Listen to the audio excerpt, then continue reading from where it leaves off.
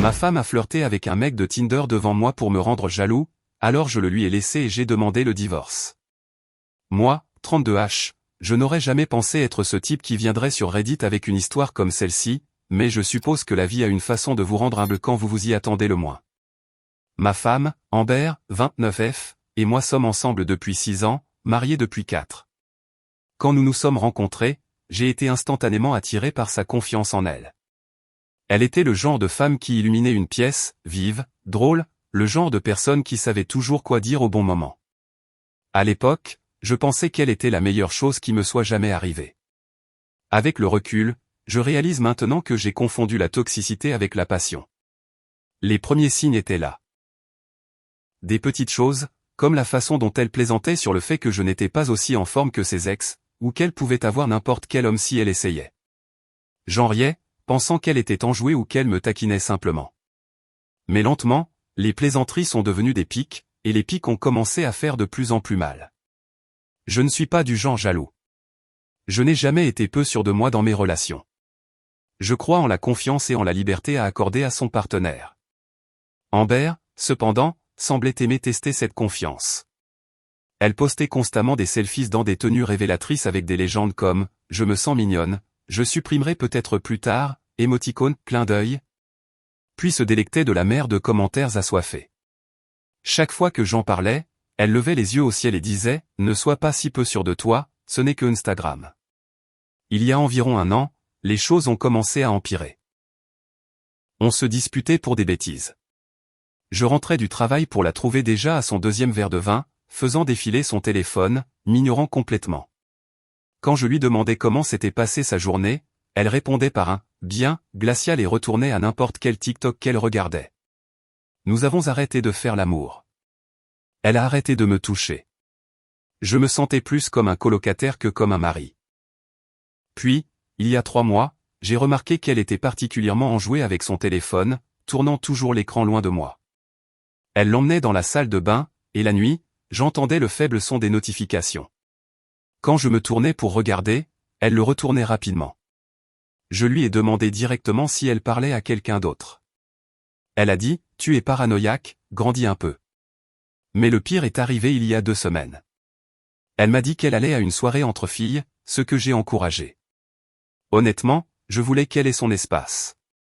Mais une amie commune, Léa, l'a vue dehors avec un homme, se tenant la main, riant comme s'ils étaient à un premier rendez-vous. Léa ne voulait pas s'en mêler, mais quand elle a réalisé que je n'en savais rien, elle m'a envoyé des photos. J'ai confronté Amber ce soir-là. Elle n'a même pas pris la peine de nier.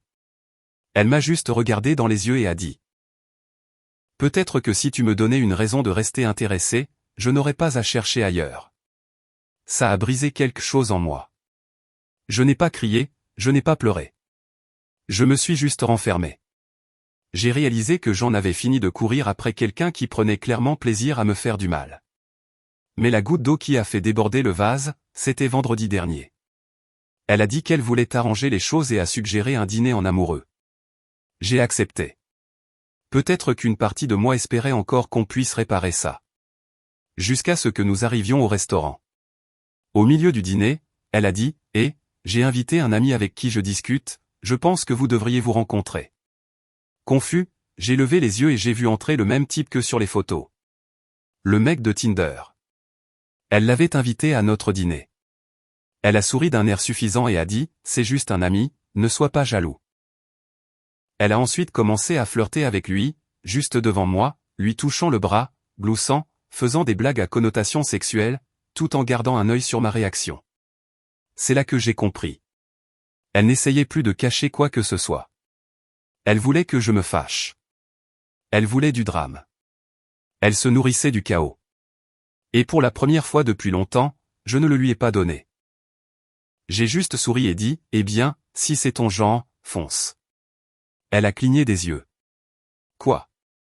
Tu m'as bien entendu, ai-je dit.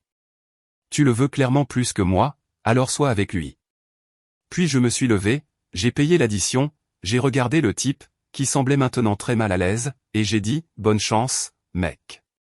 Tu vas en avoir besoin. » Au moment où je suis sorti de ce restaurant, quelque chose a changé en moi. Je ne me sentais ni en colère, ni trahi.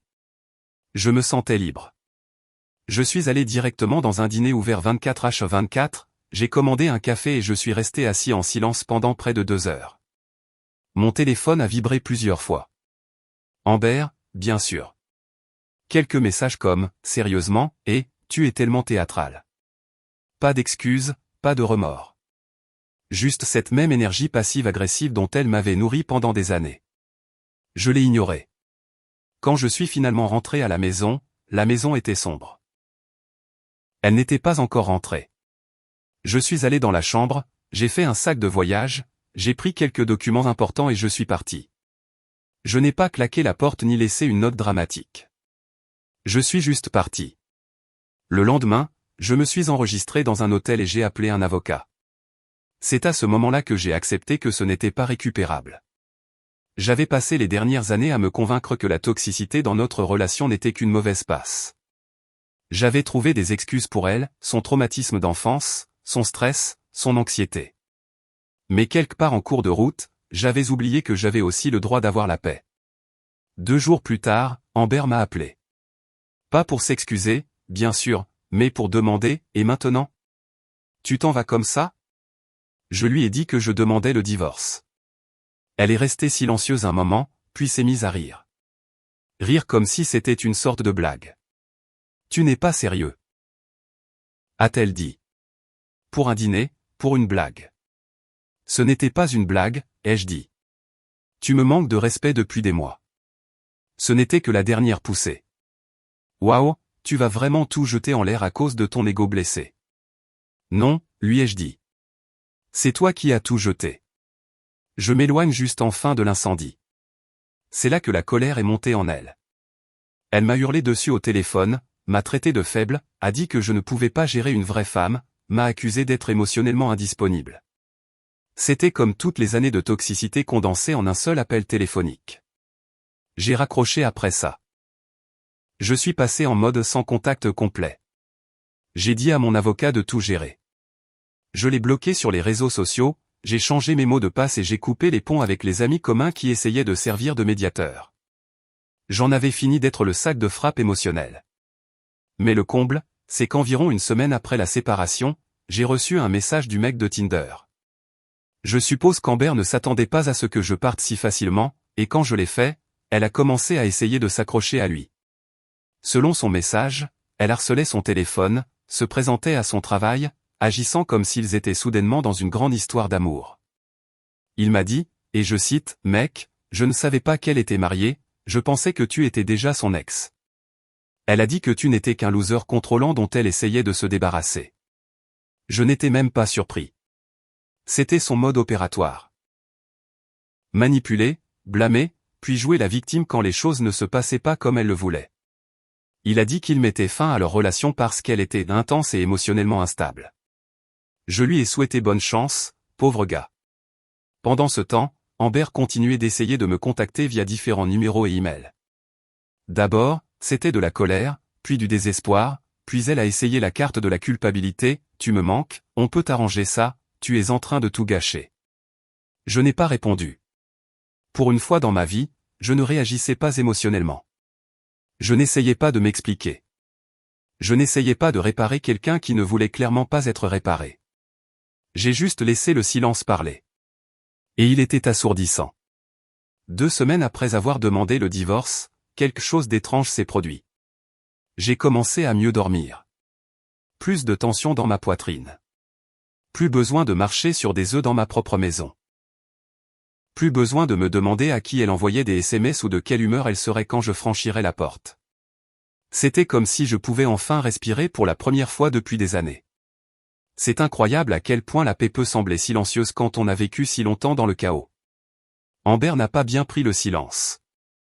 Elle a continué à insister, messages de numéros inconnus, faux comptes sur Instagram, elle a même essayé d'impliquer sa mère pour me raisonner.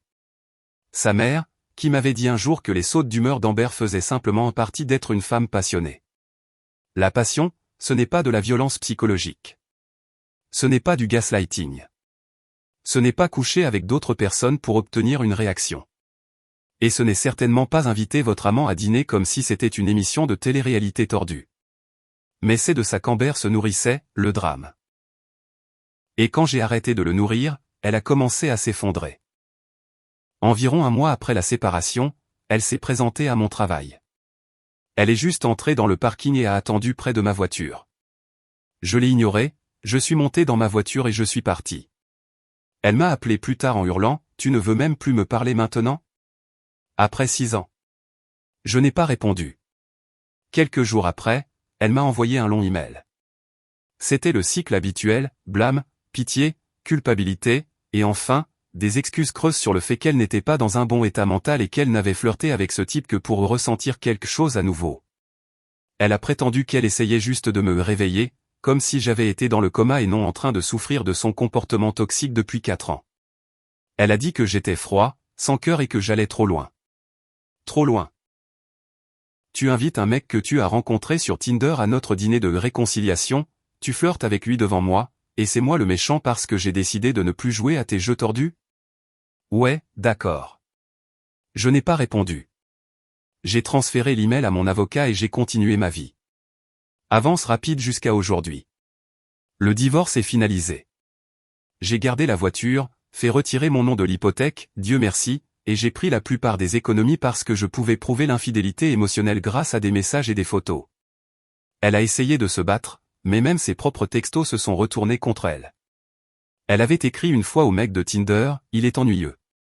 Je veux voir jusqu'où je peux le pousser avant qu'il ne craque. » Eh bien, je n'ai pas craqué. Je suis parti. Et c'est ce qui l'a vraiment touché. Depuis que le divorce est finalisé, elle est devenue silencieuse. J'ai appris par un ami commun que le mec de Tinder l'a également bloqué. Apparemment, elle s'est transformée en véritable sangsue avec lui, elle s'est présentée à sa salle de sport, à son appartement, a essayé de poster des selfies de couple comme s'ils étaient dans une relation. Il ne voulait plus rien avoir à faire avec elle. L'ami m'a demandé si j'allais bien. Je leur ai dit, honnêtement, je n'ai jamais été aussi bien. J'ai recommencé à aller à la salle de sport, à renouer avec de vieux amis, j'ai commencé une thérapie. J'ai recommencé à fréquenter des gens, mais en y allant doucement. Je me reconstruis, et cette fois, sur des bases solides. Si vous lisez ceci et que vous êtes dans une relation où votre partenaire vous rabaisse constamment, teste vos limites et traite votre loyauté comme une faiblesse, partez. N'attendez pas une grande explosion dramatique pour le justifier. Ne vous convainquez pas que vous réagissez de manière excessive. Si vous avez l'impression d'être constamment poussé juste pour voir si vous allez craquer, ce n'est pas de l'amour, c'est du contrôle. Amber voulait une réaction. Elle a eu une porte claquée à la place. Et je n'ai jamais regardé en arrière. J'apprécie que vous ayez lu jusqu'à la fin. Cliquez sur le bouton d'abonnement et restez à l'écoute pour plus de contenu.